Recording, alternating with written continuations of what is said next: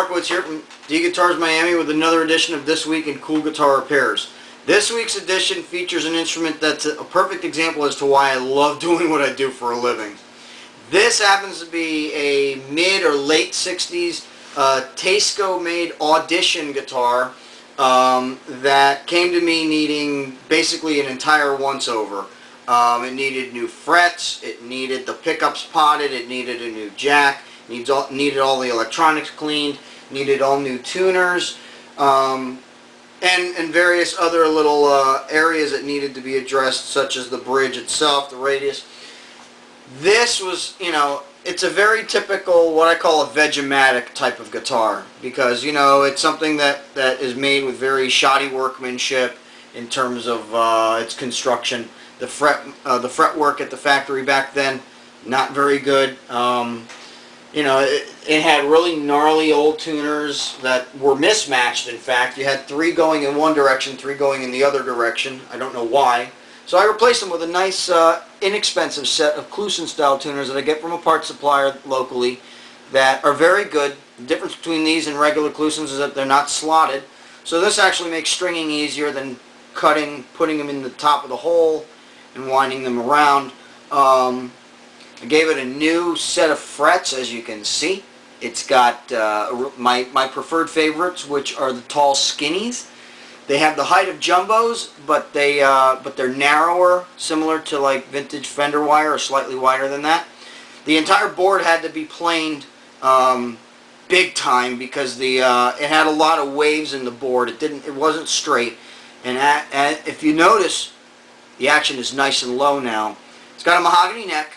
The body's actually mahogany also. It's not plywood. A lot of them back then came made with plywood, or actually they used whatever was lying around. This is a mahogany body, mahogany neck, and for all intents and purposes, I believe that's a Brazilian rosewood fingerboard, which was very common back in the 60s, that even the cheap companies like Teisco and others used them. The pickups, they only rate at about 2.6 k ohms, which is not very hot, but as you could hear, that didn't really matter much, because they have a very rich sound to them. And after I potted them, they were able to really, I could play with distortion with no squealing. The customer was mainly complaining a lot about the fact that if you used distortion they would squeal, and they acted like microphones. Hello, hello. Now, they're almost whisper quiet in that regard. They are single coils, so they will hum. What's cool about these particular guitars is when they wired them, they always wired the pickups in series, not in parallel like a typical Telecaster or Stratocaster or Les Paul or whatever. What that means is when you put both of them on, the output jumps. Since they're both 2.6 K, you put them together, you're pushing 6 K, which, whoa, sounds like a big amount. I know, that's anemic compared to even a standard single coil today, but for what they were back then, that's pretty cool. So here's the difference. Here's the neck pickup.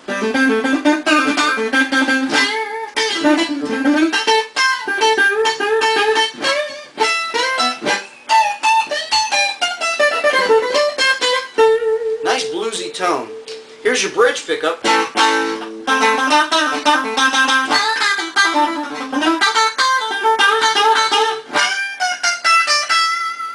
Punchy, snappy and punchy. Put them both together, you can hear it got louder. And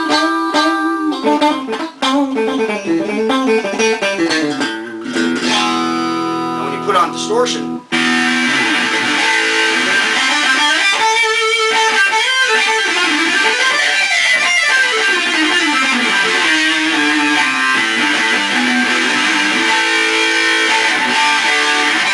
just the bridge.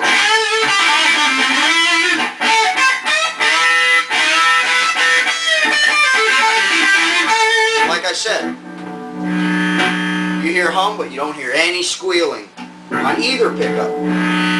No squealing. This thing can be used live. You have a noise gate pedal, you're good. It's whisper quiet.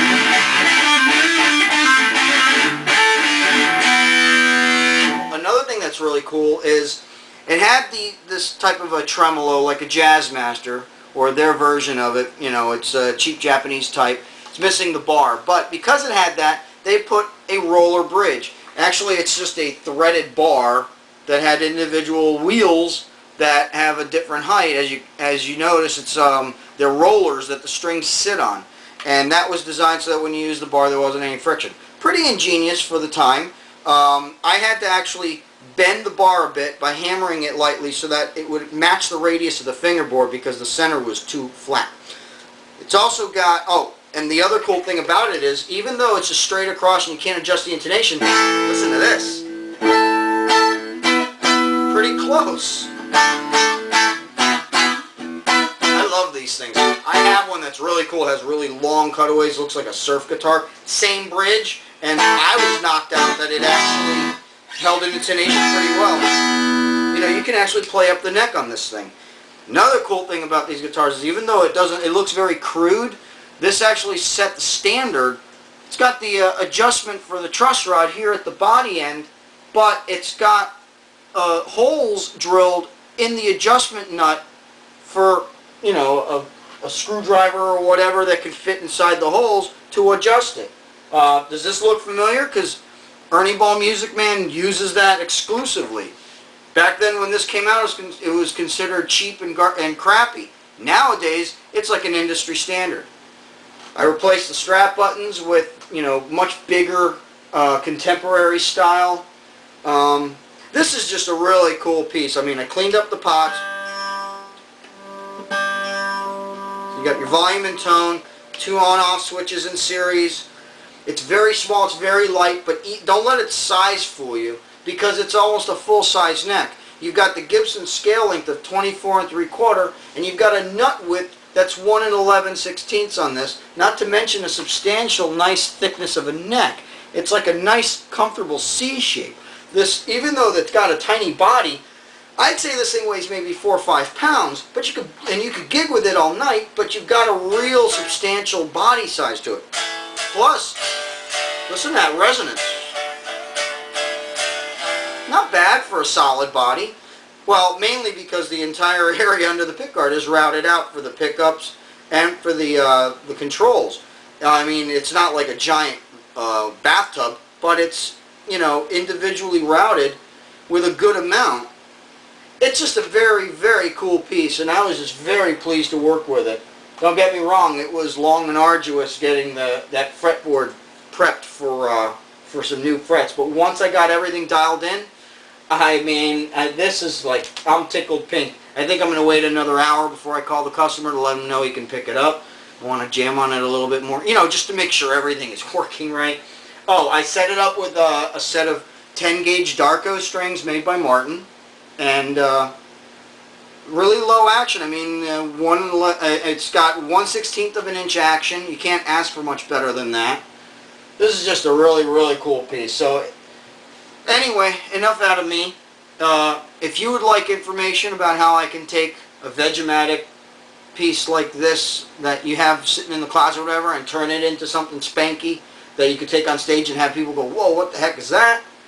Or you have anything else that needs work, such as new frets, electronics, broken headstock, whatever, refinish, touch-up finish, and so forth, bridge replacements, don't hesitate to give me a call, 305-896-1811. Until next time, thanks for watching. Have a great day.